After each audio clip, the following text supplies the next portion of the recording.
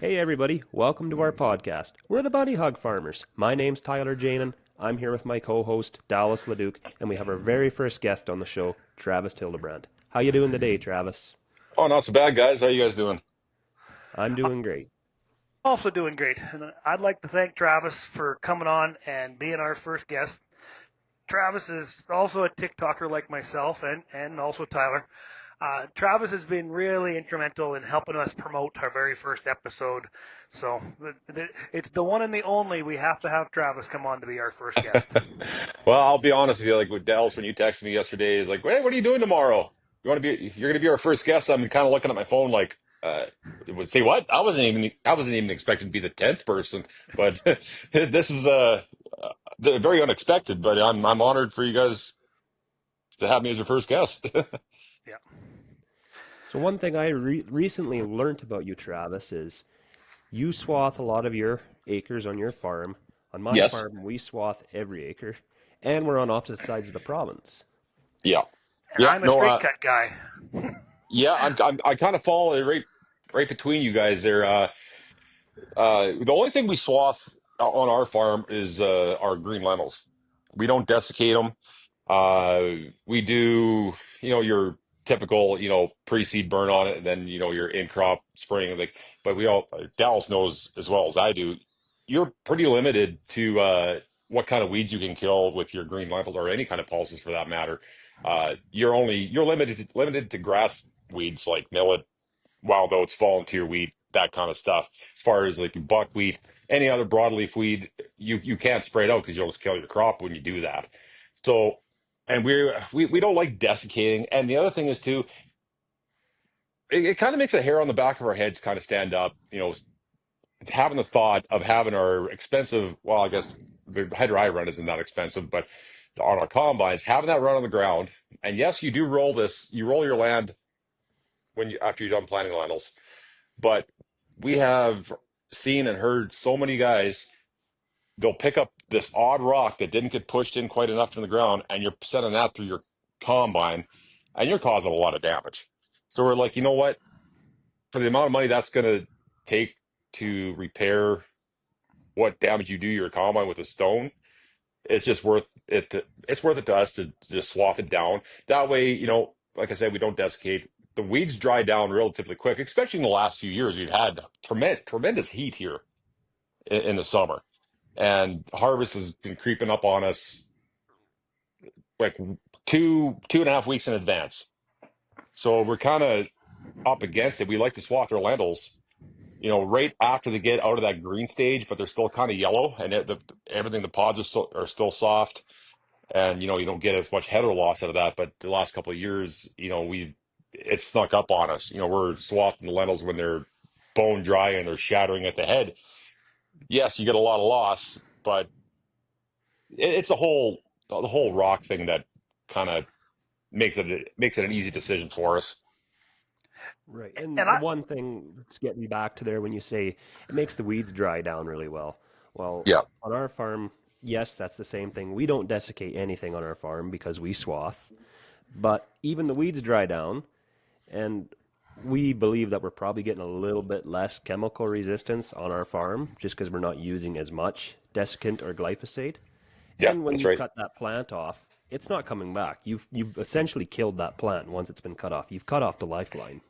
Yeah, exactly. Yeah. Yeah. And we this year we actually we never used to do a bunch of like any kind of fall weed control, but this year we decided, we're going to split our lentil acres for next year half and half. We spread edge and harrowed edge on half of our lentil field for next year, and then the other half we sprayed Fierce on it. So we're going to kind of see, what benefits us more, like what gets us a better kill. Because I mean, this year we had dirty lentil crops. There was actually about 800 acres of lentils that we couldn't get because of kochia, buckwheat, you name it. It just took it over. There wasn't even worth swathing it. There was nothing there. So, but I think I made a video there a little while. Actually, it was during harvest, and you could just see in between all the rows of lentils, there was just ragweed like nuts. But it dried down. But the buckwheat would just wrap around the reel. It was that bad. Yeah, and even coming to trying to like desiccate kochia, which I've had to do, it is very hard to kill a kochia plant with a chemical. That's probably our number one weed for being chemical resistant. And so, like you said, you cut that off with a swather, you layer in the row, it's dead. But I tried to kill that with chemical. I got It's to dead. drown Yep. it. Yeah, I got to drown it. And then what am I doing? What am I doing? I'm making sure them seeds that are not quite dead but sort of dead. Maybe next time when they grow that seed will grow a plant, it'll be completely, unkillable by chemical. It'll be so chemical resistant it'll be off the charts. That's actually half the reason Yeah. I own a swather. And in the last 5 years since we've owned that thing, I think we have 40 hours on it total.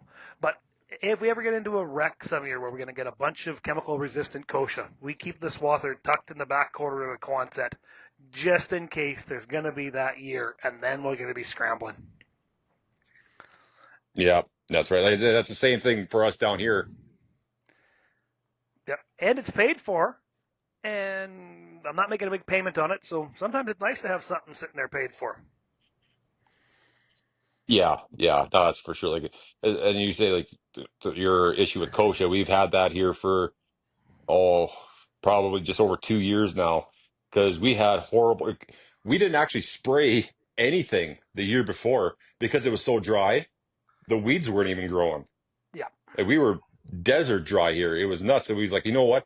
Our agronomist even said you could spray this, but you know what? These weeds aren't going to really hinder you much come harvest. You know, why not save like a couple $100,000 for next year? And that's what we did. But you know, the kochia thing, I guess we couldn't have got away from that anyway.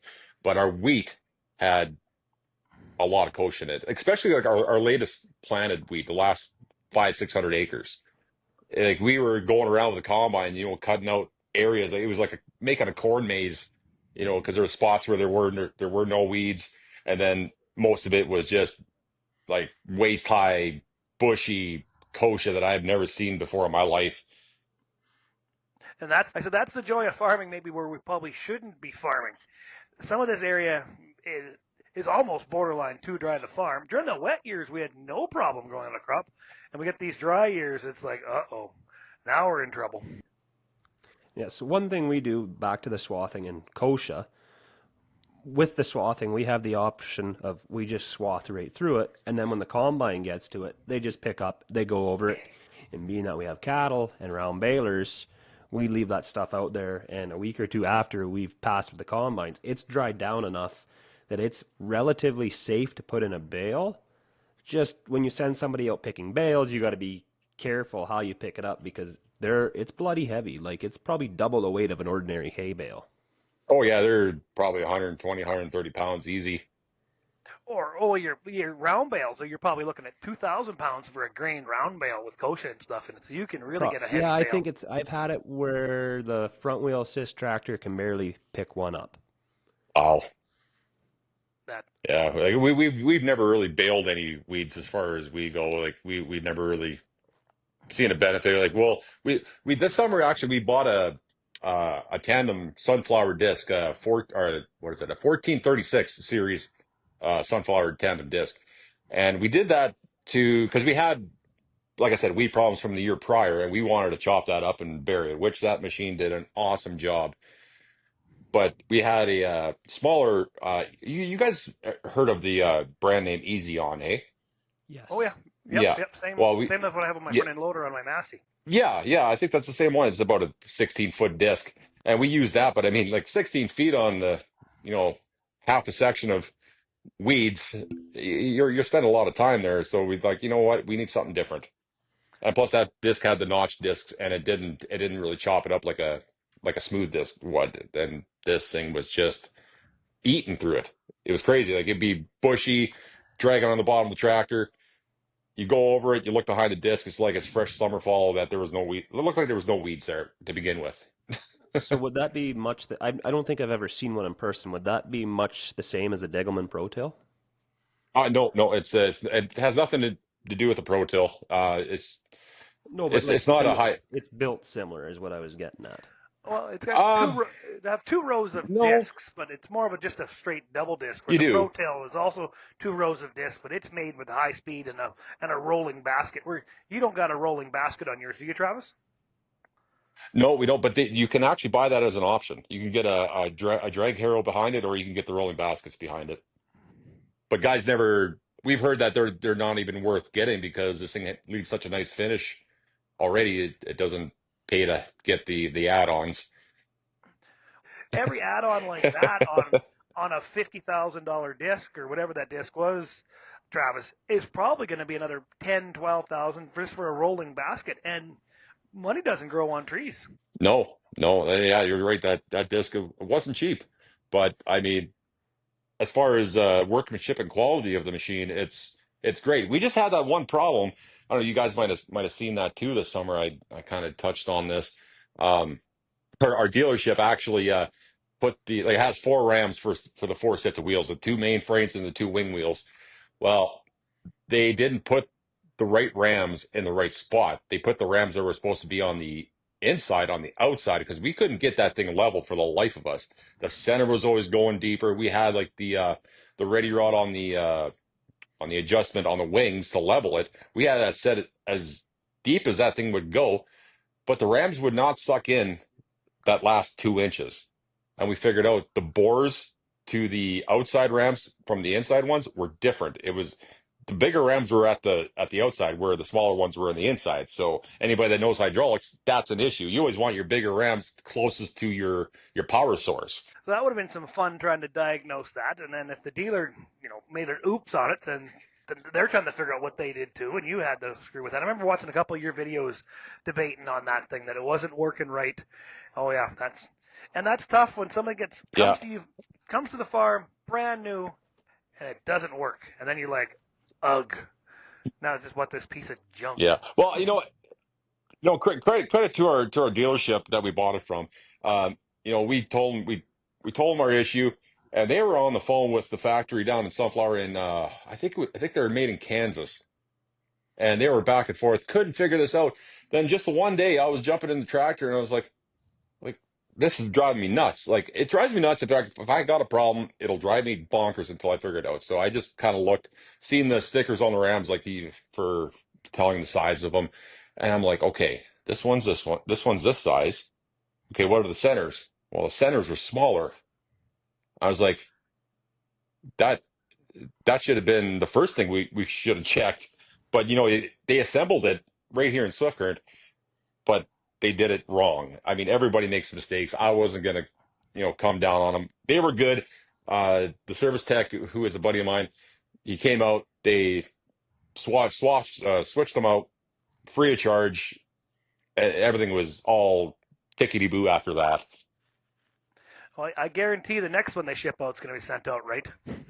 Yeah, well, for the assembly with the assembly instructions, it doesn't even say on the assembly instructions that these rams go here and those rams go there. So it just I sounds like guess. IKEA produced this for them or wrote the Well, instructions yeah. or Yeah, I mean, you could probably chalk it up to that, I guess. Yeah, it's pretty close.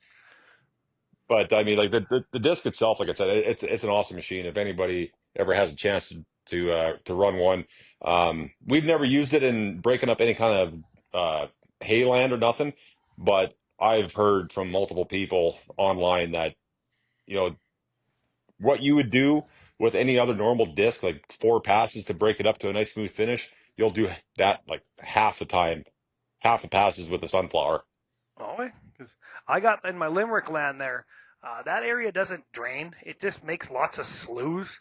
And so in the wet years, I lost a lot of ground due to sloughs. So something like that might be something I have to look into maybe trying to rent and come down there and or rent one or buy one and see what it can do. Because that's the problem is all my good dirt was underwater for years. Well, now it's accessible, so that's something to check into.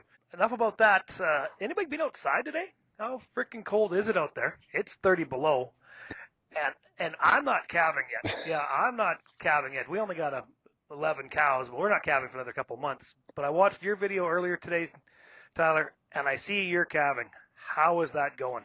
well, right now we're right in the heart of it, and So far, it's going well considering we've already got 5 sets of twins.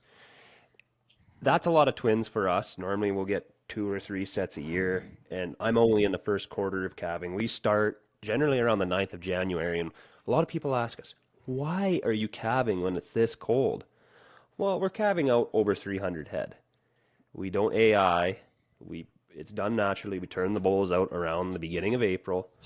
But the reason why we calve so early in the year and in all this cold is because we don't have time to be messing around with cattle when we're seeding. Seeding starts for us at the end of April. That's when a lot of guys start calving. Well, we've got a lot of acres to put in, and we don't have the manpower to look after it. So when people ask, why are you calving? I don't got time for it when it's nice out. Yeah, because that's when we like our high numbers when we had cattle was 160 head. But maybe we calved a little too late, but we don't have your nice facilities there or good facilities. And that's what I found. We were so short of manpower come spring that Dad was at the barn and I was at the shop, and we weren't getting it done what we needed to get done. Well, that's why you guys are so early, because in order to get your workload spread out correctly, you got to start early. But now you're babysitting at 30 below, but you got to have the barns, you got to have the bedding, and you got to have the smarts to know how to do it. And I don't know if you run any cabin cameras, but those are pretty huge, the guys that have those. Yeah, we currently don't have any calving cameras. We're kind of working in our transition stage. Myself, my brother, and my cousin, we're kind of taking over. So we're the younger generation. We understand all that technology. My uncle and my dad, they tried calving cameras in the late 90s and they just didn't work. So they stayed stuck in that. Oh, they're no good. They don't work. So maybe in the future when we get a little more financially stable ourselves in this, we'll put some calving cameras in and whatnot. But calving this time of year isn't for the faint of heart. At 7:30 this morning in the pitch black, I had a water bowl that I suspected I had issues with, and when I went and checked it at 7:30, I had issues with it. So I was back to the shop, get an axe, chisel it out, get a half-inch wrench, open up the little door, get a flashlight in there, and there was my problem. A heating element had fallen out of its cradle, and one half of the water bowl was froze up. So it's not for the faint of heart. And whether you like the cold or not, you kind of just got to put up with it.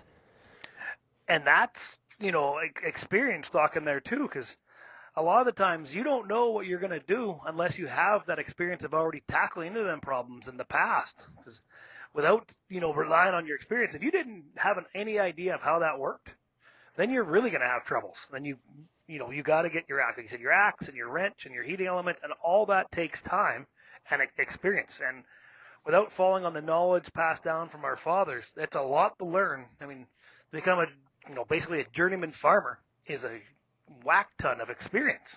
I think that's what I'm going to start calling myself now, a journeyman farmer. Kind of know how to do everything, but not necessarily good at all of it. Yeah. And another thing I'm jealous right now is your dad is on holidays in the hot country. Yeah, he flew out. So we live in Mooseman, and he wanted to fly direct. Well, the closest airport that he could fly direct out of was Winnipeg.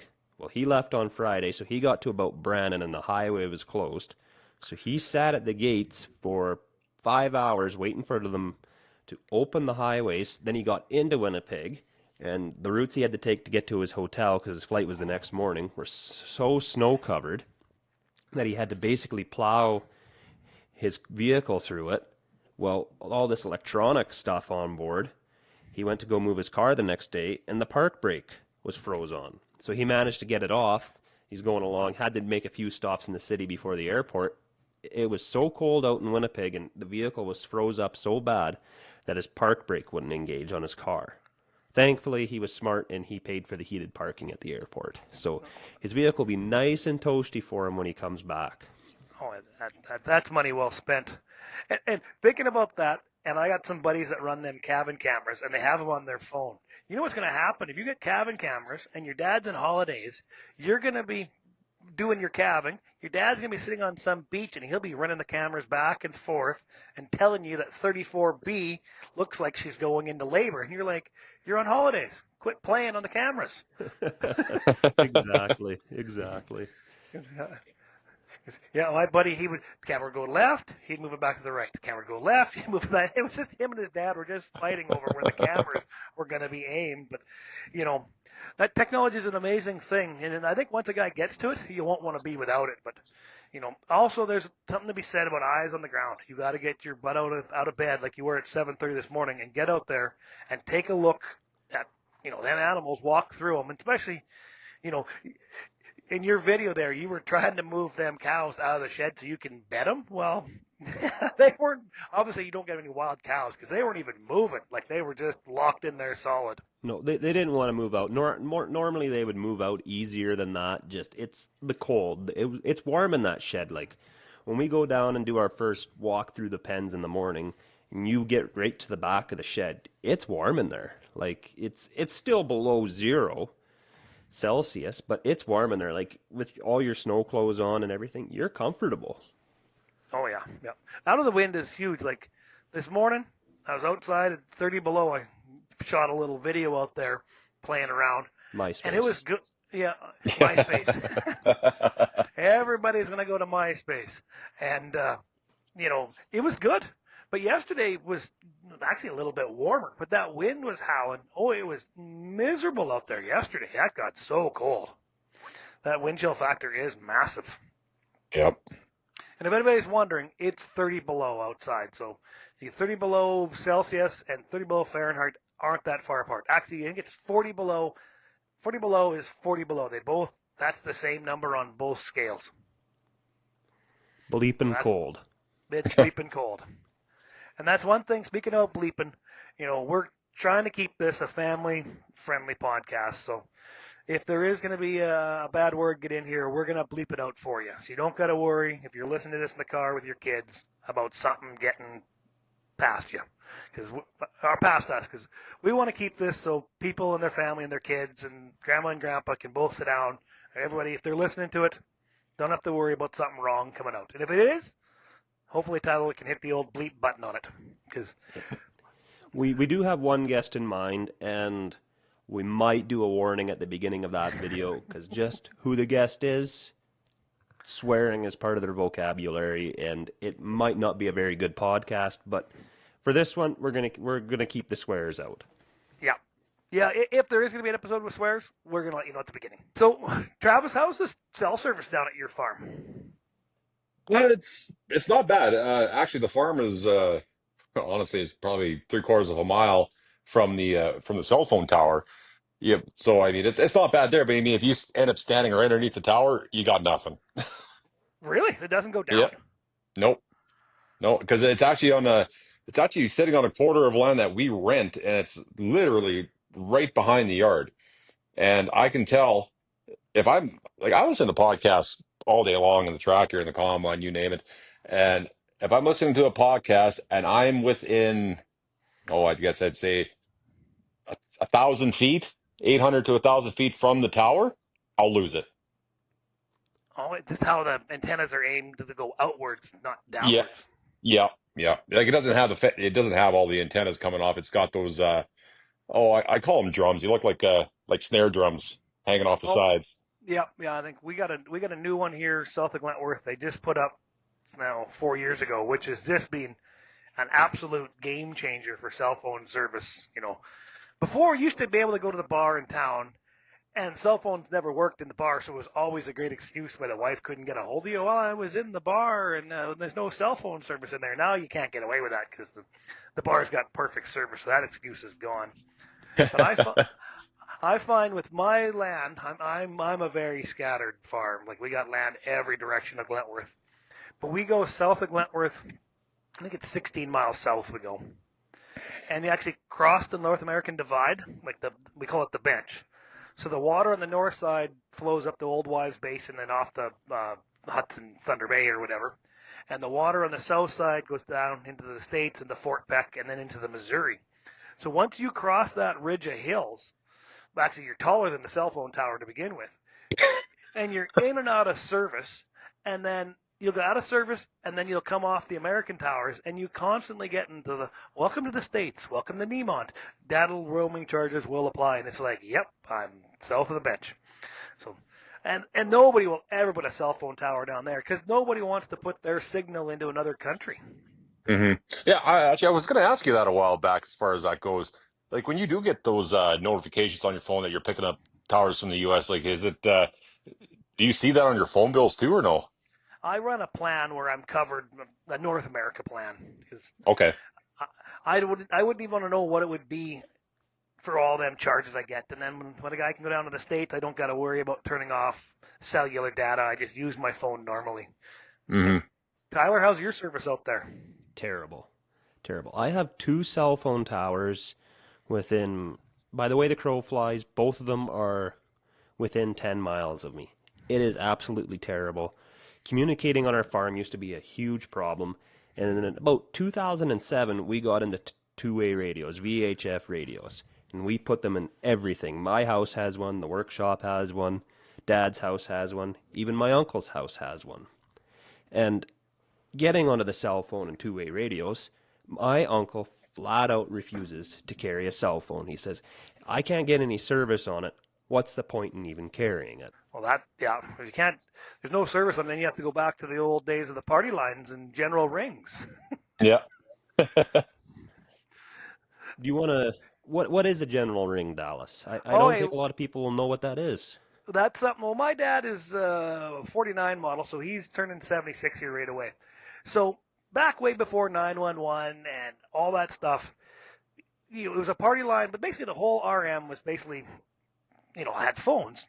So everybody had their own rings. If it was a party line, you'd be like one short, two long would be your rings. But a general ring was like just like a 5 second long ring, and that meant everybody in the RM or the municipality, whichever way it was, pick up the phone. There's something important, and it usually was involved a fire. It'd be a grass fire, it'd be a structure fire. So it called everybody. So if it was 1 4 second or 5 second long ring, that was a general ring. That means pick up the phone. There's a message for everybody. And I don't know if it was one lady or whatever at the operator station just repeating the same message until the word got out, but that's how they let people know that there was a fire or an emergency, was the general ring. But even when we moved to the farm in '83, we were on a party line. So we were, the old lady that lived down from us, she didn't use the phone very much, but I'm sure she listened lots to, because you could just pick up the phone and you could listen. But if you didn't raise the little knob, and the little knob on your phone turned on your mic. So I'm sure she listened to lots of conversations, but she would rarely ever get a phone call. But I was pretty young. I was only 7 when we moved to the farm. So we actually had a party line out here in the country. It's amazing how far we've actually come with cell phones. And on this farm, we still have 3 landlines on the farm just because of how unreliable cell phone service is. So with the two-way radios and everything, and them scattered all over the yard, if somebody wants to get a hold of my uncle, they'll phone the house. Leonard's wife, Nancy, is normally home, and all of a sudden you'll hear Nancy come over to the radio. Leonard, come to the house. You have a phone call. So even in this modern times, you still go back to the old school way of Leonard, come to the house. You had a call to make. But actually, speaking of that and some old school ways in history, when we did the first episode, that we still are new to this and we're green to this, we ended up getting a beep and some funny sounds coming in. And Tyler, you got cut off when you were talking about how your dad or your grandfather started your farm. And I think that's pretty critical to explain to the viewers and the listeners out there of how you got to where you were. And then maybe Travis, maybe you can even chase that up too with how you got started with farming and with your dad and your grandpa and stuff. So how my family farm got started is my grandpa, he was a barn painter. He grew up through the 30s and whatnot when times were tough. He kind of started life down in that manor country, and he became a barn painter because he enjoyed painting, and it was kind of probably really the only job he could do because he had only a grade 7 education, if I remember right. So I'm going to go with a few thousand gallons of red paint in his day, because every barn is red. Every barn was red. He even painted grain elevators. He talked about when he was still alive how they would have a pulley that would hang over the edge of the grain elevator, and they'd tie a rope to the bumper of a car, and he'd sit on a 2x4 and they'd pull him up. Oh But my. back in those times, it was all the lead paint. So he came to this farm where we are now. It used to be owned by the Dukes, and he went to go paint the barn. Well, he ended up getting sick with lead poisoning. So they took him in, put him in their attic, and for 2 months he was sick in bed. All he could drink was milk. Well, this old boy and old girl, they never had any children of their own, had no family. They immigrated here, had no family. Well, my grandpa felt obligated to repay his debt for being looked after, so he stuck around to be a hired hand until his debt was repaid, and he ended up falling in love with farming. And the old boy asked him, like, do you want a job? Do you want to stick around? And my grandpa did. He built a house, worked for the old boy, ended up buying some of his own land, getting some of his own cattle, and looking after them. Well, as the old boy got older and near retirement age, the old boy said to him, well, I'm not going to be here forever. Neither is my wife. If you look after us when we're old, the farm is yours. So the old boy, he eventually died. He took care. My dad and uncle, they called her Grandma Duke. She was basically the grandma they never had. So when she got to the age where she needed to be a home, Grandpa put her up in a home, looked after all that. Then once she went, the home quarter was titled over to him, and here we are now. I'm the third generation. Hopefully one day to have the farm title in my name. That might be the first story in the history of the world that lead paint was actually good for something. You know what? I've never thought of it that way. That's an amazing story. Like how, because he wasn't a homesteader or nothing like that, but just amazing. No, he did kind of come from a farming background. We do have relatives that farm down in Manor area, and they still do, but I don't know. That He fell in love with farming, I guess, and here we are, 3 generations deep. 2 months sick in bed and could only drink milk. That's crazy. Yeah, yeah. I don't know nothing about lead or lead paint, but Could that's you imagine if that happened to us now? oh. I'm sure they got Yeah, it some would be medicine good. for it now, or they just might as well just call the funeral home now. I don't know. We're not as tough as they used to be anymore. We've Well, all that's gotten pretty soft. well, yeah, because That's now, a fact. well, exactly. Now we'd be sitting there. Oh, I'm sick in bed for 2 months. Cell phone, iPad, Netflix, Wi-Fi. You know. He would have stared at the ceiling and counted the flies. Yep, yep. Uh, And waited for the day that the newspaper would show up every couple of weeks and read that thing corner to corner in every article in the middle. I have to admit, them old boys were tough. They come out south of the city there, they get their home quarter, and all they have is the oxen and the wagon. I remember hearing stories that my great grandfather, I think they overturned the wagon in I think most of the first winter they lived in an overturned wagon. Like that's tough as nails. That you Wow. ain't doing that now. I couldn't imagine that. Like, I was laying on my side in that water bowl, fixing that water bowl today, and I was maybe only out there for 15 minutes, and I was frozen. Yep. Like, And could they you and they imagine living under an uninsulated wagon with likely they weren't prepared for winter or had anywhere near the clothing we do now? no. They might have some warm clothes back there. You get some of that proper buffalo hide or whatever. Maybe that was common at the turn of the century, but big, heavy, cumbersome. But there's no insulated back then. Do you care to share your story, Travis? That's about all I got for mine right now that I can remember off the top of my head. yeah, no problem. Well, my great grandfather, he came here from Germany back in the early 1900s. Little backstory on him. He started farming here. He actually died in 1995 at the age of 105. Oh So he wow. lived a full life. He had 3 hip replacements, 4 quadruple bypasses. There was no quitting that old man. But he came here from Germany. Him and my great grandmother had 5 kids, a girl and 4 boys. My uh, great uncles, I guess, and one was my grandfather. They farmed together for oh a long time. And from what I remember, how the story went, my grandfather had a falling out with his brothers, And Grandpa thought, you know what, I'm going to go branch out on my own. Same area, like not far from the house he grew up in, like literally like a quarter mile down the road.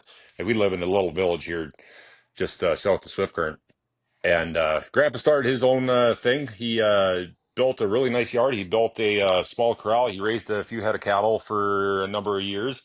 Um, my dad came into the picture evidently and helped him with that. And they got out of the cattle business. I think it was, I want to say 81 or 82. I know it wasn't long before I came around because of the I think it was the mad cow or the BSE deal that I'm not that great with with how cattle were done back then and what the problems were because I never really had to deal with it.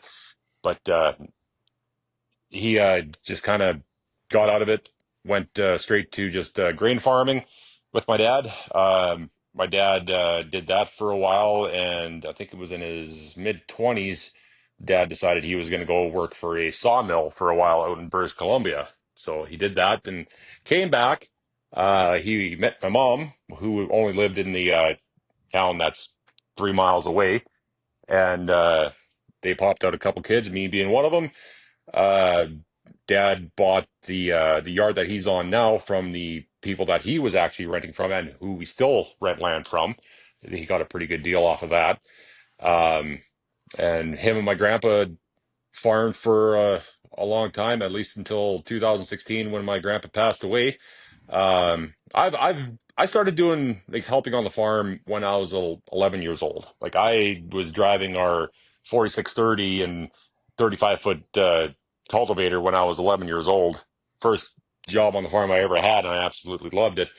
And but the only thing I didn't love is when I was misbehaving and my dad or my grandpa would send me out to shovel out a flat bottom bin. I tell you that was punishment. If it wasn't that, it was sweeping out the Quonset, and everybody knows how dusty and dirty sweeping out a Quonset would be.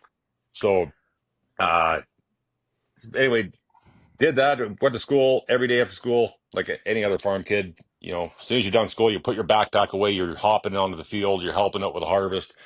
Um, I did that for a long time. Then I came to a point in my life too here. I guess it was probably 10 years ago where I got offered a trucking job with a buddy of mine that was, you know, close to Saskatoon. And I thought, you know what, I needed a break from uh, from farming and wanted to see what else was out there. You know, just kind of explore my options a bit, I guess. Um, but what really kind of put the put the stamp on it was when my grandfather did pass away in 2016. It was just my dad. That was it. I was like, you know what? This is something I need to do. I Yeah. need to carry on with a family farm. Time to go home. Yep, it was time to go home. It was time to hang up the keys. I still do that every now and then in the winter months. You know, hop in a truck for a couple buddies of mine. Like in the winter times for several last several years, my buddy has contracts doing snow removal in Swift Current. You know, just doing winter stuff. You know, I call it something just to kind of keep the boredom away during the winter time because on our farm, unless we're hauling grain into town and we're selling it, there's not much going on. Like, unfortunately, as much as I hate to say it, we don't have a nice big heated shop like most people have. So it's like we can't really pull anything in to work on it in the winter time, which is unfortunate. But it's hopefully going to happen here in the next little while. Um, but yeah, that's pretty much it. You know, I'm primarily on the farm. Me and Dad work together. My sister, it was a full on family operation. My sister ended up having a few kids here starting, well, 4 years ago. So she's not really, she's more of a mom now. She doesn't really do much on the farm anymore. Uh, as far as keeping the operation going, it's me and Dad. He runs the sprayer in the springtime. I run the drill in the summertime. Mom, I think we were talking about this the other night there, Dallas, like, talking about mothers and whatnot and farm wives. You know, my mom she is the top gopher. Like she's like getting up there in H2, but I mean, she's like, you need me, I'm there. Like snap of a finger. Oh It's yeah. it's awesome. And that's the big key is family farms. You need to have family on them. But we don't know what's going to happen in the future that way. But at least, Travis, when you were 11 years old and running a tractor, you would have got away with it because anybody driving by would have thought there was a teenage boy in there. Because were you 6 feet tall at 11? If No, anybody doesn't know, Travis has a bit of height to him. yeah, yeah, yeah. A very difficult 6'9". Yeah, Bad. small places don't agree with me. And unplugging a combine from the walker area to the beater section of the combine, that's not a safe place to be for me because I've gotten stuck there before. I don't think it's a Just, safe place or a nice place for anybody to be, no matter the size of your body. Yeah. Well, actually, I got a bit of a story about that if you guys don't mind. Go ahead. My it was fire two away. years. It was 2 years before my grandpa passed away, and we were combining yellow peas, and I don't know what happened with these peas that year, but the combine would not it would not like it. If it went 2 mile an hour, you're guaranteed to plug the combine with a 30 foot uh, honeybee header. It Yep. would plug. I don't know if it was some sort of stem rot or what, but I mean these stalks you couldn't. The plant was dry, but you bend these stalks, and it was almost like bending a stalk of canola. Like when you first cut it, it's that rubbery Mm-hmm. texture to it. Yep. Well, Yep. that's Yep. Yep. that's what these peas were.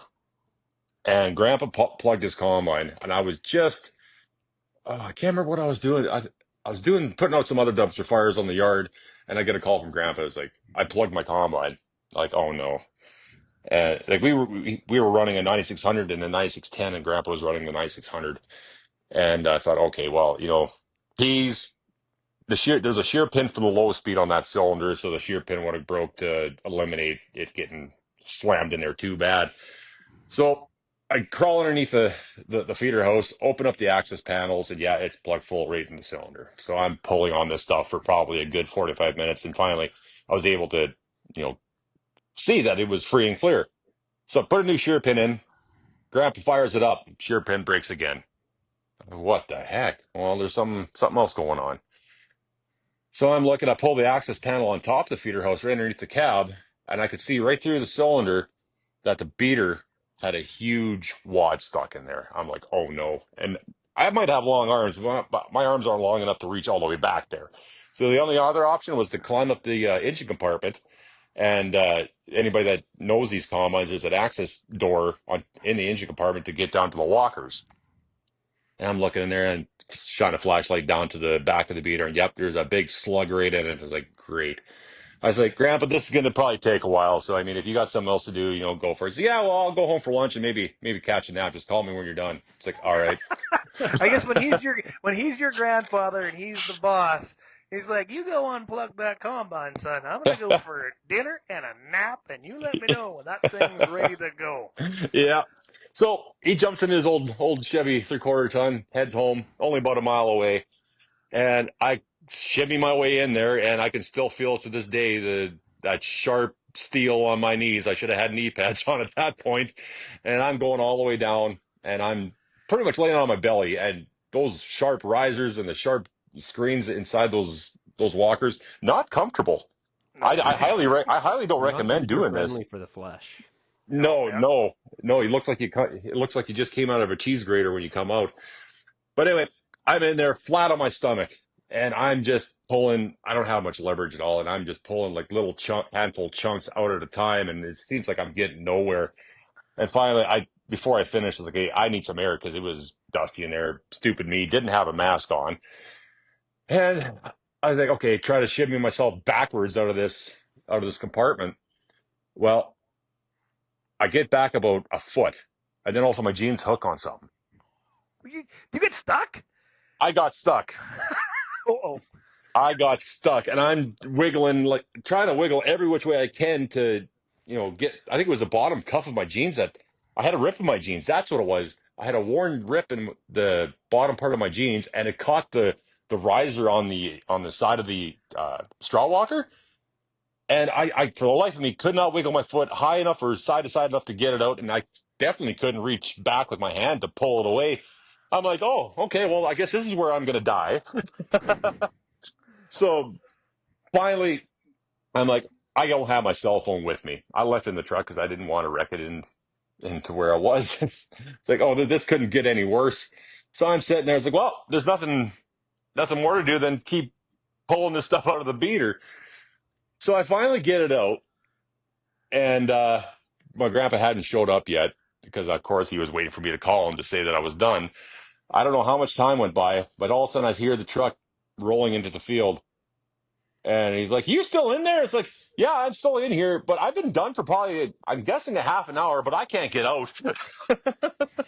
It's like, "Well, why did you call me? I don't have my cell phone with me." So poor guy, he had to reach in the top of the compartment to get where my leg was caught, pull it out. It was the stupidest way it was hooked on there. He just yanked my leg and ripped. He ruined a pair of jeans anyway. Just put a nice slit from my ankle up to halfway up my calf. And finally got out of there, and I was so sore. I was like, I don't ever want to do that again, Grandpa. It's like, well, if I call you, or if I get plugged up again, you're going to be the first one I call. I'm like, so my day's not over yet, is it? He's, oh, probably not. I'm like, great. That was the most traumatic experience on the farm I've ever had. I would. I'm usually pretty calm, but I would almost have a little bit of panic going through my brain. Like, what if they come in here and start the combine or anything like that would be going through my head. Like, Well, I mean, take a luckily, deep breath and start getting ready to yell. well, yeah, well, luckily, well, you've run a 9600 combine before, Dallas. You know how you get into the engine compartment, you pull the Yep, side panel ladder yep, down. I yep. mean, somebody would have seen that either from the mirror of the cab or Oh yeah, yeah. driving up to it, luckily. But yeah, if somebody didn't know what they were doing and wasn't paying attention, I mean, I would have, probably the movement of the walkers would have freed me up, but I think I'd be a little worse for wear when I got out of there. Oh yeah, when I 96 when I went custom car harvesting, we went to Texas and all the way back up to Melville, and we had 8 9600s back in '96 that we ran in the States and in Canada here. So, and then after that, then I come back and farm full time with Dad then, and then we bought our first 9600s. We had two 9600s and then 9610 before we upgraded to the claws. And the combine length and history around this farm is video by itself, or a podcast by itself. Stay tuned for episode 3. Episode 3. Yeah, So but just going back to when you remember being 11 years old, Travis, and driving a tractor. Do you remember what the first tractor was that you ever drove by yourself alone? that was the John Deere 4630. And that was cultivating? That was when we were still pre-working in front of the drill. Yeah. We had our dad had a 52-foot 3-section international hoe drill. See, me, the first one I drove was a Case 1370 with a 39-foot Morris cultivator. And it would have been doing summer fallow. And ironically, my mom was the one that showed me how to summer fall. I forget Dad was doing something, and Mom was supposed to be doing it. And I don't think she wanted to do it, so she showed me how to do it, and that's how I learned how to run. That's the first one I ran: 1370, 39-foot 3-plex Morris cultivator doing summer fallow. And then I fell in love since. This running machinery has just always been a passion of mine. But I would have been 12, at the latest 13 when I started doing that. And Tyler, what was your first tractor? The first one I can remember running on my own was a Case Steiger 9240 with an 850 bushel Degelman grain cart behind it. Oh, Nice. Just we were short bodies, and it was an easy tractor to drive. It had the power shift in it. And the 9240s, they're kind of a unique tractor on their own. They don't pivot in the middle like your standard four-wheel drive tractor. They have the crab steering. Yeah, like the 2670 was. Yeah, and I think the 9270s, I could be wrong on that, were the same way. They had the crab steering. 9260, I would think. Okay. Yeah, That's right. 9260s were that way. And it was kind of unique. I can remember back when we did do a little bit of straight cutting, the TX68s, they were kind of like how the Gleaner augers are on them today still. what do they call that? The anteater auger or something? Something Oh, like that, yeah. yeah, they come way off So, the bottom anyways, there. we had a 30-foot straight cut header on. Well, it wasn't quite enough length to get the grain cart in to unload on the go. So you'd kick the crab steering, and you'd walk that rear dual in behind the header of the combine to get the grain cart in over. And here I am at 11, 12 years old doing this, trying not to soil myself, because if I make one wrong move, I'm going to run this header over.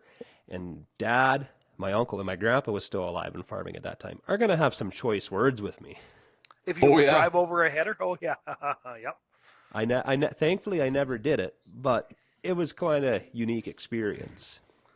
They were such a unique. We had a Case 2670, which is the same steering, just a more obviously a junkier tractor and terrible case motor. But if you pulled that lever and you pulled the lever down on the back crab steer and then you turn the steering the other way, you could go down the field making 8 individual tire tracks behind the tractor. Like it was just, it's like a Land Rover all by itself. Yeah, they were quite something. To this day, that was still one of my favorite tractors to ever run. I wish we never got rid of it, but Well, was that the yellow and or sorry, the red and black paint scheme on them, or was it the white? On mine was the white and black, but the Case 9240 Travis was talking about, it would be the exact same as my 9280 paint scheme. That'd be red and silver wheels. That'd yeah, be I my believe guess. that tractor was a 1991, so it would have been red with the silver wheels. Okay. Yeah. Yeah, my And cousin had a couple of those tractors too, and I'm not a big case guy by any means, but I mean those tractors were pretty cool. oh yeah, yeah.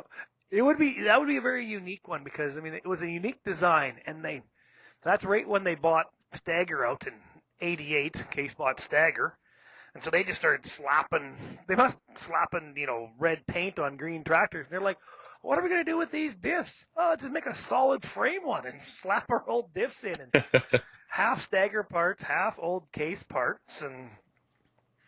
But I think I was at the Egg in Motion there. I think the new Claws tractors, some of those big 4-wheel drives, are also a crab steer, 4-wheel They steer are. tractor. Yeah, I've They are. seen them. They Yeah, they are. yeah. It'd be interesting to see how much better it works, because on that 9240, it wasn't a mechanical steer. Like the crab steer was electric. Oh, okay. Ours is a hydraulic. Yeah. So Yeah, I was at the crop production show in Saskatoon here for the last day last week, and they had one of their tractors there. And I talked to the guy about it, and yeah, it's all pretty much the same thing. Yeah. Well, Claws is a world leader in technology too when it comes to the farm machinery. Obviously with their combines, and I would think their tractors will be really decent too. That dealership was a scary part. The price is the next scary part. Hmm. yeah, there's Yeah. literally in my area, there's no dealer network for them. Like I'd either be Brandon. Is there a Claus dealer in Regina? I think there is. Or my Maybe. closest We one would we we either got be one in. Winnipeg or Yep. Swift Current, I'd have to believe, because there's a Yeah, Claus we got dealer. one here. Yeah. Yep. Yeah. I, So I, that. I don't know. And then, yes, as you're saying, the price would be just scary on them. Yeah. Well, for And a what is lot of it? that The stuff that we have on this new farm equipment, a lot of that stuff we don't need. no, No. no. But Like, that's what scares me about all this huge equipment and the huge price tags. I mean, not not a lot of small farmers with less than 20,000 acres are going to be able to afford this machine or utilize it. well, you look at some of these 100-foot air drills. Not a lot of guys need a 100-foot air drill, and the guy that needs a 100-foot air drill, he's normally in the position where he can afford to buy a new one. He doesn't want to Yeah. buy somebody's clapped out Well, used one, right? exactly. Last thing I want to buy is a 4-year-old, 50,000-foot, 100-foot air drill, and expect it to perform like a new drill because it's not new. But No. they're going to want a fortune for it. So somewhere along the way, either the first owner is going to get effed on it, or it just, I don't know what that the new old iron's going to be worth. Like it's going to hold its value or just drop off because people are going to want that stuff because the time it gets around, well, the new stuff's going to be so much better. The new tank's going to be better. So the Hmm. massive depreciation on some of this farm machinery is going to be massive. The one Massive, that I'm massive. really curious about is these X9 John Deere combines that are out. They've pumped a pile of them out, and a lot of guys have bought those combines to drop a machine, maybe two. Well, just because you've dropped a machine and that combine's capable of it, you're going to push it harder because it's got the horsepower to do it. So, are those X9s going to be good combines to buy used, or are they going to be ones that have been ran through the ringer and put away wet? Yeah, Well, you'd be 50 foot. surprised how many people are actually they buy these, but they don't keep them very long. They sell them. I've seen a lot on Facebook. A lot of guys are selling the X9s that they only put a year into them. Well, they're taking a bath on your depreciation then. I mean, you're going to pay Yeah. $1 million and get 600 on trade, and combine 1 year and lose 400 grand. That takes a Yikes. lot of acres to make that 400,000. Yeah, Oh yeah. And a lot of guys have more than one of them. Yeah. yeah, Yeah. But that's the thing though. They're not put on the market for guys like, well, I guess I might as well say guys like me that only farm 6,500 acres. They're for the guys that are running 6 or 8 combines every year. They're like you just said, they're looking to down, um, I guess downgrade on their equipment line from 8 to like 5. yeah. I mean, in my part of the world, in that terrain, you're not going to bend your. I mean, I run FD2 MacDons, and maybe I could go to 45 foots, but I doubt I could make a 50 foot follow my terrain and do a good job doing it. So if I can't keep that combine full, then I have way too much combine, and if my header can't cut the ground correctly, then I have way too much header. So the idea of a class 10 or 11 combine out here for me is just absolutely laughable and not going to happen. I run class 9 combines, which majority of the time, especially the last few years, are overkill. It's just when you go through the dip, then I like having that big power. Finally find some crop and the combine runs up to 95, 100 engine load. But then the rest of the time, I'm cruising on the field at 50% engine load, knowing that I'm not maxing my combine out. Mm-hmm. Yeah. Do you got a lot of hills in your area there, Tyler? It is very sporadic where I am. Where our farm is, it's fairly rolly, and if you just go about a mile south of where my yard is, it flattens out, and I'm right near the Pipestone Valley. Okay. So from this Pipestone Valley, it's fairly rolly. It doesn't seem like it on the highway, but you get a few miles off the highway, it gets decently rolly.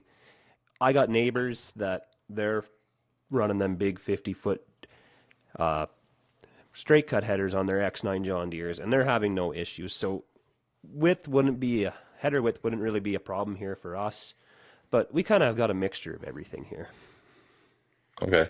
Yeah, I guess MacDon, they just came out here a little while ago with a 60 foot header, I think it is, isn't it? Yeah, Isn't it? 61, I think. Yeah, that's nuts. But then, 61 foot header, class 11 combine. I mean, but you can only throw a piece of chaff so far. Exactly. Yeah. You're never. I don't. It'd be in any sort of wind. You're definitely not going to be spreading into any sort of wind, not unless they design some whole new kind of. So I really think the combines are probably coming to the end of the massive development. Yeah. And a lot of the combines, the New Hollands, the Cases, the John Deeres, like your 780s, your CR 9.9s, your 9250 Cases, they're good combines, real good combines. And maybe the new ones can come down in price when they don't keep having to reinvent the wheel and keep trying to redesign the combine to one up the neighbors of competition. Because I'd be happy if, my CR 9090s, they've ran that same concave in them combines, and they still have them now. For my combines are 13s, and my concaves can come out of my combine, and they can go right into a brand new combine. So Your sieves are hope much the same too. sieves are much the same. So let's hope if they're not constantly doing a lot of R&D on the technology, maybe they can make these things cheaper. Because tried and true designs like your big stagger 4-wheel drives, your big tractors, the tried and true designs, they're going to last. They're going to work, and they work. or I'd be afraid to go to an X9 combine because it doesn't have the track record that your big case single rotors have, that your my CR 9090s or Travis's Deers. Like, you know, the Yep. Walker Deer has been around since, well, forever. I mean, but it's very similar from the 8820 to the 9600, 9610, 9650s, up to the, what is it, T something something, Travis? The T Is series for a John Deere.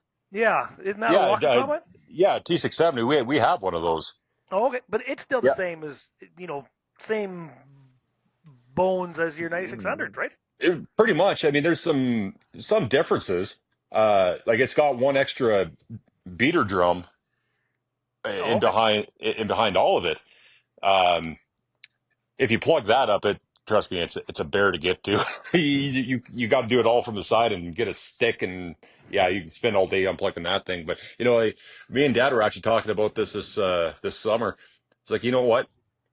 The ideal combine for us, like we retired our 9600 when my grandpa bought that combine brand new in 95, and 3 years ago now. Uh, we decided to retire it. We already put a bunch of money into it. Um, the the Walker area was getting well worn. The tin was wearing through, and the price to even get used parts put in this stuff it wasn't even worth it to us. But we still had the 9610, so that's what I'm running now. And Dad and I got talking. All these monitors, bells and whistles, adjusting your sieves from the cab. I mean, that's all fine and dandy. But why not, kind of rebirth a 9600 series combine like they did in the 90s and just put this extra electronics into it? That would be in my mind, that would be the best combine ever for a deer, for guys that are that like running conventional combines. Yeah, well, the You want to technology's make there. the They don't. shift to a New Holland, that's basically what the CX series New Hollands are. Yeah, yeah, I guess so. Yeah, And they come with a big yeah, wrench to unplug it when you plug it. they do. Yep. And years ago, we ran a Cat Lexion, so claws basically, 460 Walker combine, and it was, but similar to the 9600s, but it had about, I'd say, at least 1/3 more capacity yet than the 9600 had. Like, it's just that much bigger yet. Yeah. But the problem we got out of it was that back when Kramer was the Lexion / Claws dealer, and then they parted ways with Agco and completely dropped out of the machinery line, and then we're stuck with basically this no dealership. Canada Harvest hadn't started yet, so we're stuck with basically this no dealership, no work combine. So Yeah. it actually legitimately went from our farm when we bought it brand new. We only ran it, I think we're only a little over 3,000 hours. And when we were done with it, it needed a rebuild. The augers were wore out, like the clean grain augers were wore out, like the elevators were wore out. They had patches on them.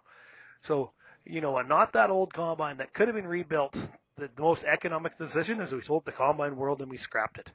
And Hmm. so, that's not very viable. No. So that's No. why we stick with pretty brand name equipment around our place. Yeah. Yeah, and that's why we still have that 9600 sitting in our yard or on the side of our yard right now, because 95% of the parts that are on that 9600 will fit that 9610. So we're actually saving money on parts from the dealership to keep the machine that we got running. Well, they don't want you to do that. They No, they want you to don't. buy. They want you for the first 10 years to buy new parts, and then they're going to make that part made of unobtainium, and you're not going to be able to get it.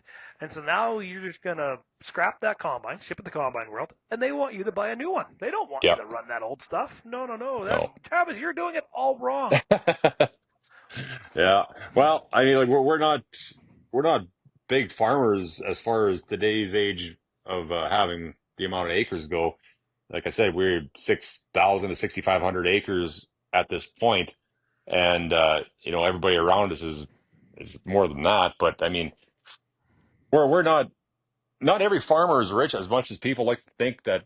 They see everybody with this brand new equipment. Oh, they're rich. They got money coming out of their, what.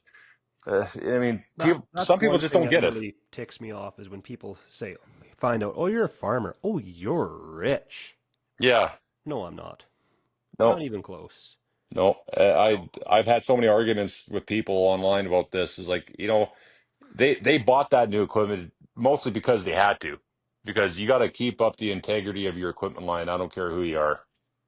Hmm. Yep. But and somebody's got to make those payments. Like those payments aren't cheap. Like one tractor could pretty much buy a good house 3 times over. Yep. Oh, absolutely. So we might be We land and machinery rich, but we're definitely cash poor. And Yeah. the only absolutely. time you're ever going to see that money is when you get out of it. And that Hmm. means you've now ended your multiple generation farm is now done. And it's Yeah. gone And forever. It's and gone. that money I think is better off to be shipped down the road to the barn painter can take over the next generation. Yeah. Yeah. I mean, it's hard to see. It's hard to see, these farms that were around for decades. All of a sudden, you see their names on the Ritchie Brothers auction list. It's either because they can't afford to, or their kids, the 4 kids they might have, don't want to keep it going. It's hard to see that.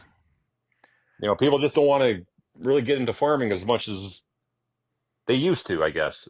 I Yeah, mean, and it's. and I've noticed ourselves as we've grown over the years, like you'll buy a half section of land and off in the corner there was an old yard. Well, there's no power, the bins are gone, the house is fallen over or just done. And it's heartbreaking, but it has to be done at the same time. Like, there was history there. People were raised there, children were birthed there, stuff like Hmm. that. But at the same time, the land is so valuable where the yard site is sitting. It breaks my heart, but we keep having to do it. You tear it all up and you knock the trees down and you push the old bin in the corner and you burn it and you clean it and you pick the scrap iron. And within about 3 or 4 years, we've 100% erased that farm from the history of the land. I mean, Yep. you'll walk out there, you'll always be able to walk out to them old yards, and you're going to find a broken plate or a harrow tooth or some piece of machinery, something or other. But the drive by at 100 mile an hour or 100 kilometers an hour or whatever, it's gone. Yep. And it's sad in a way that we've erased. I've done it myself lots of times. Dad and I have made farms disappear. And it's sad to do, but at the same time, when you're paying thousands of dollars an acre for this land and you're losing that productivity, you're making that payments. It's most of the time it's in an inconvenient place. You're farming around it. Big machinery don't fit in the corners. But that old yard was gone. We could stroke right through there, Yeah. and just yeah. So it's hard to do, but it has to be done. But there's a lot of history gone. It's an That's right. unnecessary evil. It Yeah, and is. that's Yeah. necessary. That's exactly right. That's necessary evil.